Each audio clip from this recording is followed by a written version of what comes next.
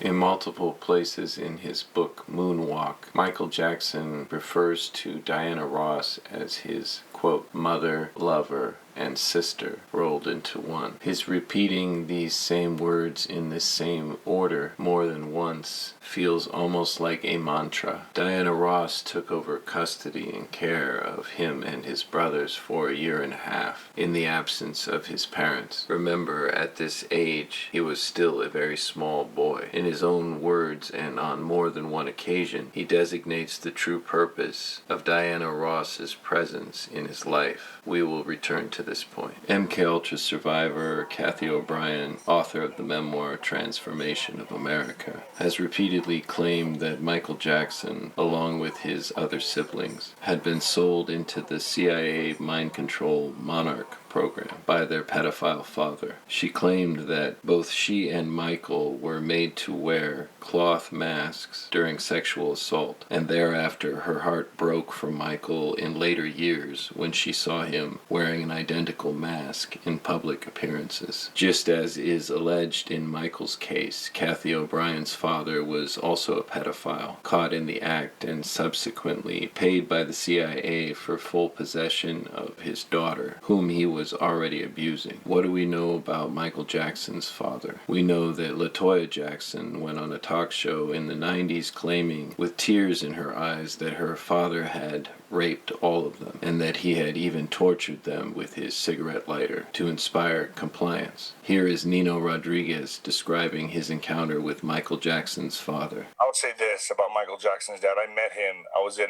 Vegas training and he was watching me train. Oh, wow. And I remember telling my trainer, Rafael Garcia, who is Mayweather's cut man, I was like, man, I have horrible vibe with this guy, man. I just wish he would leave. I remember telling him, this doesn't feel good. The guy looks creepy. He's weird. He's sitting there in the corner.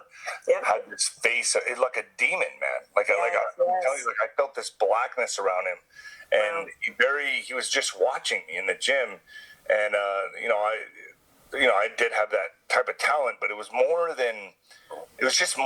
something else, man. It was just like seeing through me. He was like looking into my soul, man. And I remember feeling so uncomfortable. And I remember telling my trainer, I goes, can we cut it early today, man? And I never did that. Yeah.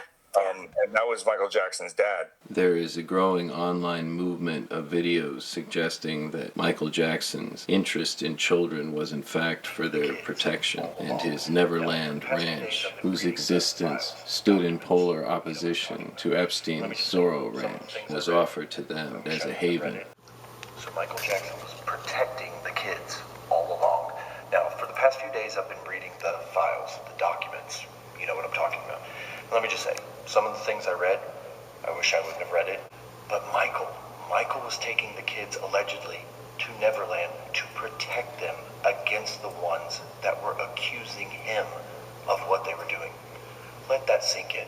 Back to the point about Diana Ross. The fact that she is repeatedly referred to as the child Michael's lover always struck me as literal. The fact that she became his sole guardian for formative periods of his life as the Jackson 5 were on the rise is strongly indicative to me that she was his, quote, handler. Since, according to my research, handlers are always graduated and fully programmed victims, I would conclude that Diana Ross was herself a programmed product of sexual abuse, which would explain her continuing the child Michael's abuse, allegedly.